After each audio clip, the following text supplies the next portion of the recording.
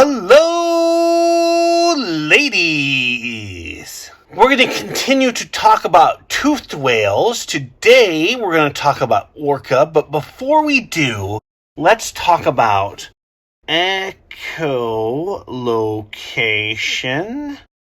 This is done by all of the toothed whales. So, all toothed whales use sound to navigate, and that's called echolocation. And the way it works is a sound is emitted by an organ in the head of the whale called the melon. Then the sound bounces off of a solid object.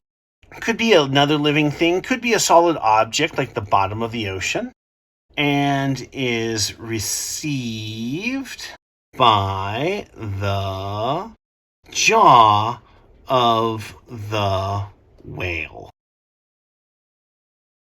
So that sound wave hits the front of the whale, including its jaw, and the jaw kind of absorbs that sound wave, and then the jaw sends the sound to the whale's inner ear. Then the sound can be interpreted once the ear sends that sound to the brain. Alright, that was our appetizer, but what we really want to talk about are orca, or what we commonly call killer whales. And these things, they live worldwide. They live in every ocean, including our oceans off the coast here of California. We have what's called an LA pod. They grow up to 32 feet, and they can live up to 90 years. That's a long time. There are three main types.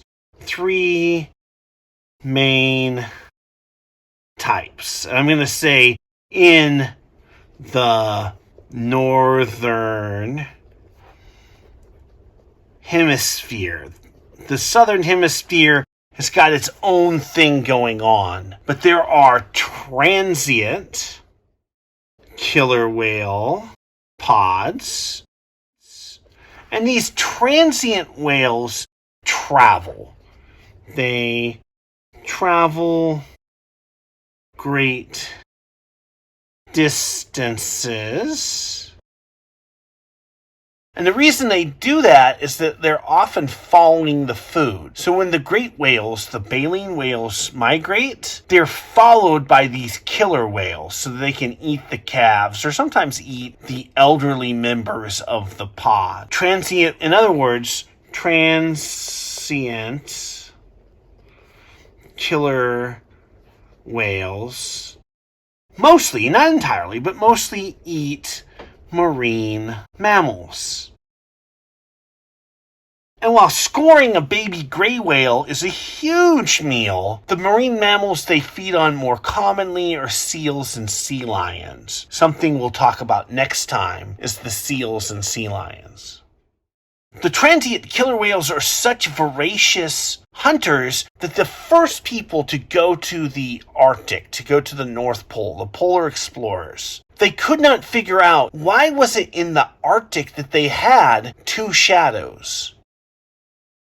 Well, they didn't have two shadows, just like every place else. They had their shadow, and then, vaguely, they could see through the ice an orca waiting for them to fall through the ice so they could eat them. There's also the resident killer whales. These whales live in a home range their entire life. Now, the LA pod that occasionally comes down here to Southern California and also spends some time in Monterey, is it a resident or is it a transient? It is, in fact, a transient killer whale. That's why we don't see them that often, but they do manage to come all the way down here, feeding on the seals and sea lions that they can find down here. And also things like common dolphins. Resident killer whales eat fish primarily. They're not going to pass up a dead or dying orca. And then there's that weird group that we discovered maybe 10 years, 15 years ago. There's the offshore orca. They live far from shore. It's why we don't know that much about them. Also, they tend to live in larger groups, larger pods than the transients or the residents. And they fish, including sharks. That includes great white sharks. There's some cool footage, amateur footage, but cool footage of an orca holding a great white shark in its mouth. And the way they do that is they flip the shark. This causes a trance-like state where it just becomes like almost paralyzed. It just numbs out. And then the orcas can feed off of it when it's less dangerous.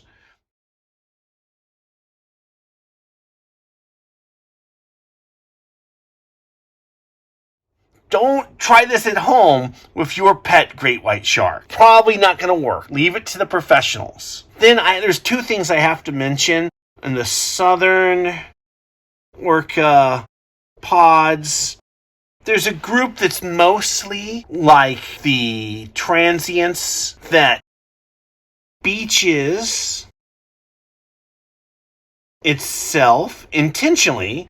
So it rides the surf and it slides all the way up the beach. Why does it do this? So it does that so that it can pull baby seals, seal pups off the shore. And I have to imagine the first person that took a picture of this behavior was like, they're doing what? Where is my camera? That's unbelievable. Orcas are smart.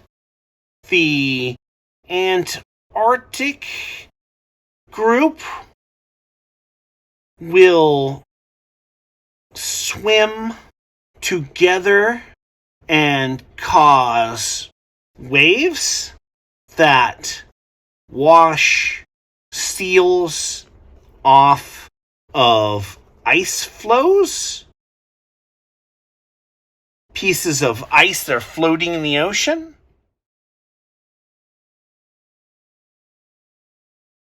Let's talk about something else that has killer whale in the name, although it's not related to the killer whales, at least not closely. These are false killer whales. Oh, one more thing I wanted to mention, and you can ask Ava more about this,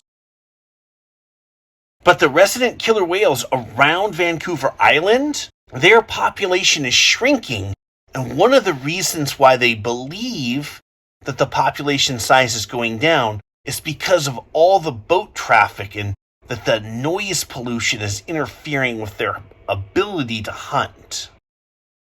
Anyway, false killer whales, they are mostly black with whitish gray on their bellies.